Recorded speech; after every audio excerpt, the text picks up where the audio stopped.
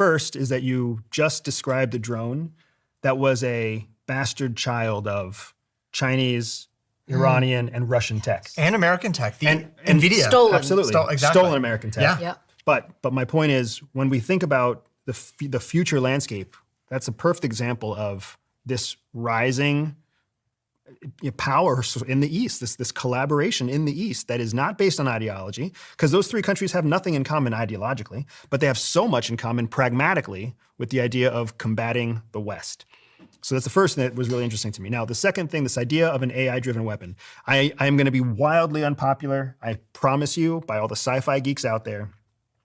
I think that AI-powered weapons are the next logical evolution and a good evolution for us, because I would rather trust an AI that's been programmed appropriately with the rules of warfare and what's properly engagement law, and I would trust that over an 18-year-old with a gun who's been indoctrinated by the American crazy shit that we do to get people ready for war. I would much rather have some AI device that can't be altered except by its own logical processing. If the AI becomes self-aware and it's preserving itself and can't, so if that's a huge if. Yeah, that's way down the line. But there's a lot of ifs that are now faster than I realize are coming to fruition. But that's the other concern, right? A self-aware a singularity, right? Right, a singularity that becomes hell-bent on its own preservation, right? Which, again, those are two big ifs: the singularity and then preservation, its own self-preservation. If an AI-driven drone is meant to target a specific enemy,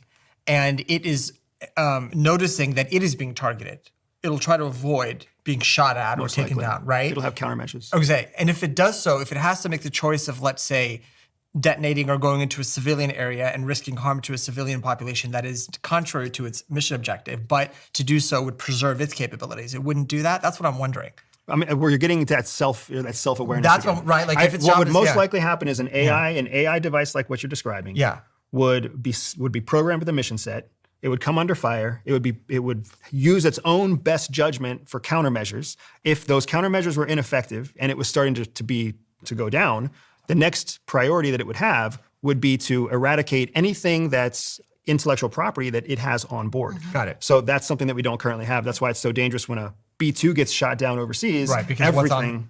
And also those systems, from what I understand, are no longer going to be single Predator drones, single Reaper drones. They are drone swarms. Yeah. And so they work, which is its As a own hive set mind, of terrifying. Right, drone swarms and kamikaze drone swarms, no less at that, where they're designed to be destroyed, to hit their target and not come back. The day that we see AI-driven weapons is, I think, a day that most veterans are probably looking forward to, because if you've seen the horrors of war, if you've lost a friend, if you've worn a fucking medal for shooting other people, it's a horrible, horrible thing. Understood. But how does that change the friction of going to war? Because it makes going to war much easier, right? It does. It And absolutely much more does. digestible. And that's, I think, part of why we're seeing this appetite for conflict moving forward, right? I think we would be doing a disservice if we didn't talk about the complacency of the world in accepting this rapid evolution of conflict.